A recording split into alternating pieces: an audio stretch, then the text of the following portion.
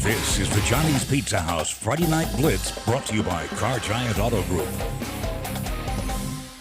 Welcome back to the Friday Night Blitz, everyone. We are joined again by the head coach of the Captain Shreve Gators, Adam Kirby. We now go back into the time machine. We go back to Thursday night in a game that Coach Kirby may have seen already. Bird and Captain Shreve, Jamboree action. Coach, the Swamp, they were into it last night. Got the best student section in the state. There you go. Lake Lambert hands it off to Josh Allen. I shouldn't be calling him Will Allen. Josh Allen is a much more common name. There's something about Josh Allen and football. They just go together. Yeah, they do, especially with how he played last year, no doubt. Absolutely. And then Lake Lambert, man, can't wait to see how he progresses this senior year. But you've got a decent offense yourself. Jaden Edwards, you expect big things out of him this year. And then Kenyan Tyrell, what hasn't there been said about this guy? And the progression, I think, is important. We'll talk about it here in a moment as we come back on camera. You guys getting in some good work last night at Independence Stadium. Kenyan Tyrell, the growth that we've seen in him from week one of last year to now. Right. The progression of him becoming a game manager to a winner, and now, like you've been saying for quite a long time, one of the best quarterbacks in Northwest Louisiana. I don't think he's one of the best. I think he's the best one. And, you know, I've said that on camera several times, and I'm going to stand beside it. I mean, he is I wish everybody could see him in the building every day. You know, his preparation. You know, we were watching film today during 7th hour, and he's telling me, I said, hey, I did this because I saw this, and I knew they had to roll this safety over here. He just processes things so quickly. Yeah. And quite frankly, I don't think he gets the attention or the respect that he deserves, because he's a phenomenal leader. He's 13-2 as a starter overall. I mean, he's a winner. He's everything you want in a quarterback. Now, when I was talking to him before the season started, I was talking to him about how interesting it is, his journey, because at this point last year, not a lot of people knew who Kenyan Tyrell was. Ashton Martin was the guy who had the opportunities. Obviously, he's now at Parkway. Right. But for Kenyan to progress and to win that competition and to be moving along as he has, what have you seen in him? Because he is such a humble kid too. Right. He'll never brag on himself, but it's been cool to watch just his confidence grow. Really. Right. What have you seen in him in that? You know, he plays with a chip on his shoulder. I mean, he knows that everybody's talking about other quarterbacks in the area who are good quarterbacks. I don't want to take anything away from Ashton Martin at Parkway or Cam Evans at Huntington or Mason Welch, and you know, we've got good quarterbacks in this area. But for whatever reason, he's sitting there with no offers. You know, the news goes on and they're talking about the other guys, and it does. I think it forced him to play with a little bit of a chip on his shoulder, and I like him playing mad because he plays every Friday like he's got something to prove. And, you know, he puts that mentality into his film work. He puts it into practice. He puts it into the weight room. I mean, there's not anything that we do as a program that Kenyan doesn't take seriously to try to better himself and better the program. So he's got all the confidence in the world from me, the coaches, and his teammates. Now, he's a senior on this team, but you have been very open in talking about the youth of this team. There's a lot of guys who are going to have to step up who we don't know their names yet. Right. But we're going to know their names by the end of the year, who have been some of the guys who have really stepped up and taken on leadership roles, and you're expecting big things out of at the Swamp this year. Yeah, I mean, we lost 35 seniors last year, and 13 of them had college offers. 10 of them ended up signing and are at their respective colleges right now. So we have a lot of youth, a lot of sophomores, a lot of juniors that we're hoping contribute in a big way for us this year. Some young guys that I've seen really step up.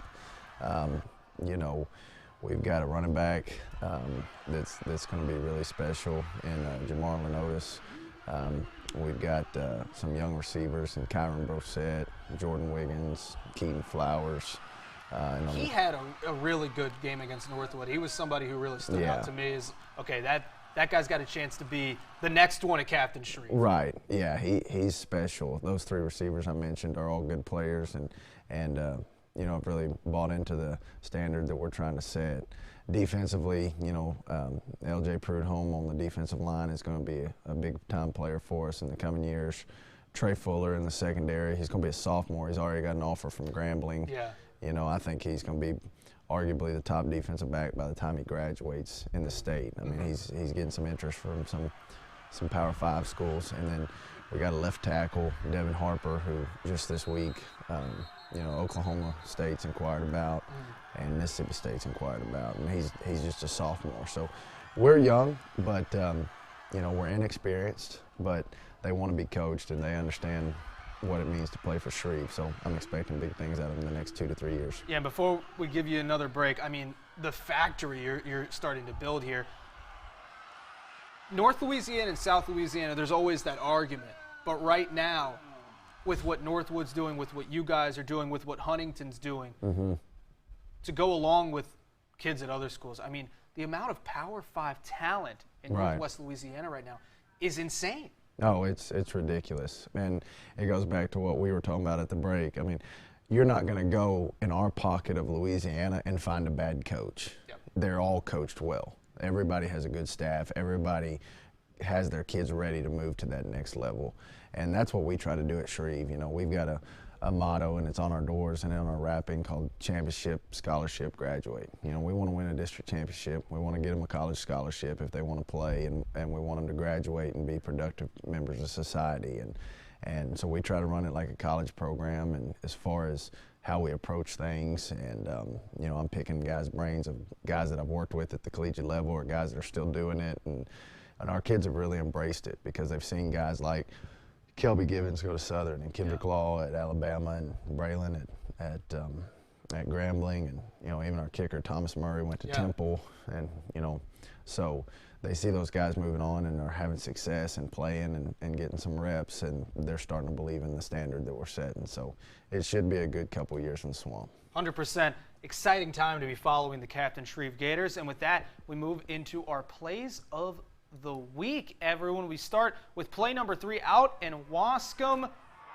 Coach, special teams. We've been talking about it all night. Yeah. The theme of week 1. What is it about week 1 that brings out the worst in special teams? Always does, every year, because everybody's so focused on your offense and your defense, and making sure they're lined up to different formations, or making sure you got an adjustment on offense. And you hate to see, I don't think any coach should intentionally put special teams on the back burner, but you got punt return, kickoff return, you got field goal block.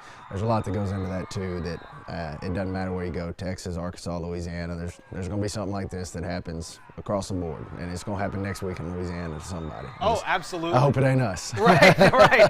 Redwater, they fall to Wascom 36-10 tonight, but they do have play number 3. Play number 2 comes to us from last night. Terry Bussey just flicking the wrist.